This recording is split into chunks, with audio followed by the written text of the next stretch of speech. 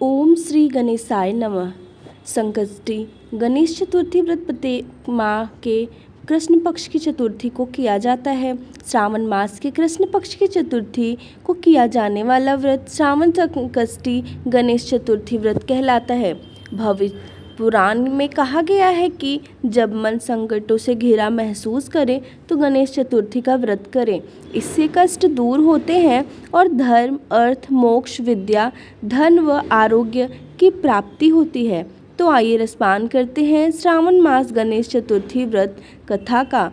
ऋषिगण पूछते हैं कि हे स्कंद कुमार, दरिद्रता, शोक, कुष्ठ आदि से विकलांग, शत्रुओं से संतप्त, राज्य से निष्कासित, राज्य सदैव दुखी रहने वाले, धनहीन, समस्त उपद्रवों से पीड़ित, विद्याहीन, संतानहीन, घर से निष्कासित लोगों, रोगियों एवं अपने कल्याण की कामना करने वाले लोगों को क्या उपाय करना चाहिए जिससे उनका कल्याण हो और उनके उपरोक्त कष्टों का निवारण हो। यदि आप कोई उपाय जानते हैं तो उसे बतलाइए। स्वामी कार्तिकेय जी ने कहा, हे ऋषियों, आपने जो प्रश्न किया है उसके निवारणार्थ मैं आप लोगों को एक शुभदायक फल बतलाता हूँ, उसे सुनिए। इस व्रत के करने से पृथ्वी के समस्त प्राणी सभी संकटों से मुक्त हो जाते हैं। यह व्रतराज महापुण्यकारी एवं मानवों को सभी कार्यों में सफलता प्रदान करने वाला है।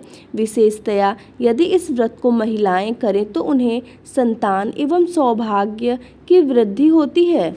इस व्रत को धर्मराज युधिष्ठिर ने किया था। पूर्व काल में राजयुत होकर अपने भाइयों के साथ जब धर्मराज वन में चले गए थे तो उस वनवास काल में भगवान श्री कृष्ण ने उनसे कहा था। युधिष्ठिर ने भगवान कृष्ण से अपने कष्टों के समानार्थ जो प्रश्न किया था उस कथा को आप श्रवण कीजिए। युधिष्ठिर पूछते हैं कि हे पुरुषोत्तम, ऐसा कौन सा उपाय है जिससे हम वर्तमान संकटों से मुक्त हो सके। हे गदाधर, आप सर्वज्ञ हैं, हम लोगों को आगे अब किसी प्रकार का कष्ट भुगतना न पड़े, ऐसा उपाय बतलाइए।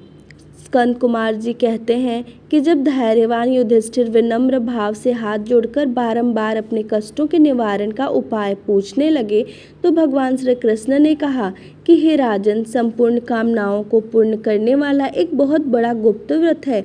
हे युधिष्ठिर, इस व्रत के संबंध में मैंने आज तक किसी को नहीं बतलाया है। हे राजन, प्राचीन काल में सतयुग की बात है कि पर्वतराज हिमाचल की सुंदर कन्या पार्वती ने शंकर जी को पति रूप में प्राप्त करने के लिए गहन वन में जाकर कठोर तपस्या की, परंतु भगवान शिव प्रसन्न होकर प्रकट नहीं हुए। तब शैल तनया पार्वती जी ने अनादिकाल में विद्यमान गणेश जी का स्मरण किया। गणेश जी को उसी क्षण प्रकट देखकर पार्वती जी ने पूछा कि मैंने कठोर, दुर्लभ एवं लोमहर्षक तपस्या की, किंतु अपने प्रिय भगवान शिव को प्राप्त न कर सकी। वह कष्ट विनाशक दिव्य व्रत जिसे नारद जी ने कहा है और जो आपका ही व्रत है, उस प्राचीन व्रत के तत्व को आप मुझसे कहिए। पार्वती जी की बात सुनकर तत्कालीन सिद्धिदाता गणेश जी उस कष्टनाशक शुभदायक व्रत का प्रेम से वर्णन करने लगे। गणेश जी ने कहा, हे अचल सुते, अत्यंत पुण्यकारी एवं समस्त कष्टनाशक व्रत को कीजिए। इसके करने से आपकी सभी आकांक्षाएं पूर्ण होंगी और जो व्यक्ति इस व्रत को करेंगे उन्हें भी सफलता मिलेगी। श्रावण के कृष्ण चतुर्थी की रात्रि में चंद्रोदय होने पर पूजन करना चाहिए। उस दिन मन में संकल्प करें कि जब तक चंद्रोदय नहीं होगा मैं निराहार रहूंगी, पहले गणेश पूजन कर ही भोजन करूंगी। मन में ऐसा निश्चय करना चाहिए। इसके बाद सफ़ेद तिल के जल से स्नान करें, मेरा पूजन करें। यदि सामर्थ्य हो तो प्रतिमा स्वर्ण की मूर्ति का पूजन करें। अपनी शक्ति के अनुसार सोने, चांदी, तांबे अथवा मिट्टी के कलश में जल भरकर उस पर गणेश जी की प्रतिमा स्थापित करें। मूर्ति कलश पर वस्त्राच्छादन करके अष्टदल कमल की आकृति बनावें और उसी मूर्ति की स्थापना करें। तत्पश्चात षोडशोपचार विधि से भक्ति पूर्वक पूजन करें। मूर्ति का ध्यान निम्न प्रकार से करें। हे लंबोदर, 4 भुजा वाले, 3 नेत्र वाले, लाल रंग वाले, हे नील वर्ण वाले, शोभा के भंडार, प्रसन्न मुख वाले गणेश जी, मैं आपका ध्यान करता या करती हूँ। हे गजानन, मैं आपका आवाहन करता हूँ। हे विघ्नराज आपके को प्रणाम करता हूँ, यह आसन है। हे लंबोदर यह आपके लिए पाद्य है। हे शंकर सुवन यह आपके लिए अर्घ्य है। हे उमापुत्र यह आपके स्नानार्थ जल है। हे वक्रतुंड यह आपके लिए आचमनीय जल है। हे शूर्पकर्ण यह आपके लिए वस्त्र है। हे सुशोभित यह आपके लिए यज्ञोपवीत है। हे गणेश्वर यह आपके लिए रोली चंदन है। हे विघ्न विनाशन यह आपके लिए फूल है। हे विकट यह आपके लिए धूप बत्ती है। हे वामन यह आपके लिए दीपक है।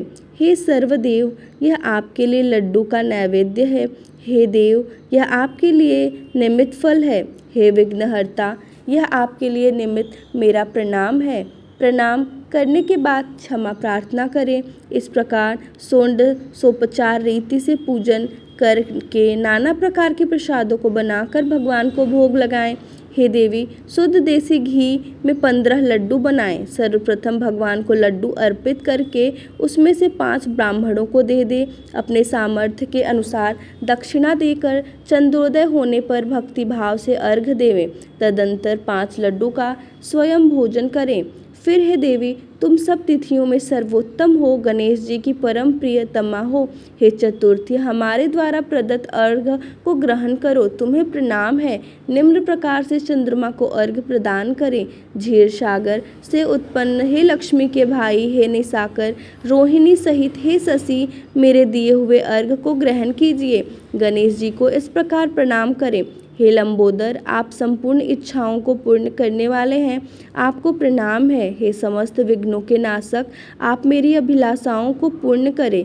तत्पश्चात ब्राह्मण की प्रार्थना करें। हे द्विजराज आपको नमस्कार है, आप साक्षात देव स्वरूप हैं। गणेश जी प्रसन्नता के लिए हम आपको लड्डू समर्पित कर रहे हैं। आप हम दोनों का उद्धार करने के लिए दक्षिणा सहित इन 5 लड्डुओं को स्वीकार करें। हम आपको नमस्कार करते हैं। इसके बाद ब्राह्मण भोजन कराकर गणेश जी से प्रार्थना करें। यदि इन सब कार्यों के करने को शक्ति न हो तो अपने भाई बंधुओं के साथ ही दही एवं पूजन में निवेदित पदार्थ का भोजन करें। प्रार्थना करके प्रतिमा का विसर्जन करें और अपने गुरु को अन्य वस्त्र आदि एवं दक्षिणा के साथ मूर्ति दे देवें। इस प्रकार से विसर्जन करें। हे देवों में श्रेष्ठ गणेश जी आप अपने स्थान को प्रस्थान कीजिए एवं इस व्रत पूजा के फल को दीजिए।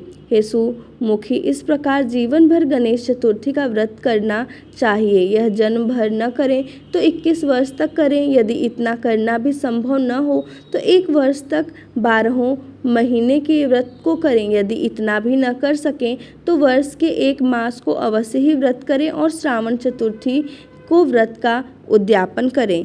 तो ये थी श्रावण मास के गणेश चतुर्थी की कथा। ओम गण गणपते नमः।